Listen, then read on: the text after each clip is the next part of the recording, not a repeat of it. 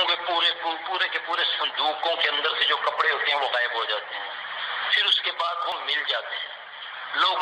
لوگوں کے ہاتھوں میں پڑے ہوئے زیورات ہاتھوں سے غائب ہو جاتے ہیں. پھر وہ مل جاتے ہیں. تجوریوں میں پڑے ہوئے پیسے زیورات گم جاتا ہے. پھر وہ مل جاتا ہے. جو مل جانا وہ زیادہ خطرناک ہوتا ہے، یہ یاد رکھیں. ایک تو چیز لے گئی، جن لے گیا، اس پر عمل کیا اس نے، یہ عمل کرتے ہیں نا. تو ایک ہے وہ دوبارہ جب مل گیا تو بعد لوگ جہالت کی وجہ سے اس کو اوڑھ لیتے ہیں، پہن لیتے ہیں. امیر آدمی تو نئے خرید لے گا، غریب کیا کرے؟ ان کے ساتھ بھی ایسا ہوتا ہے.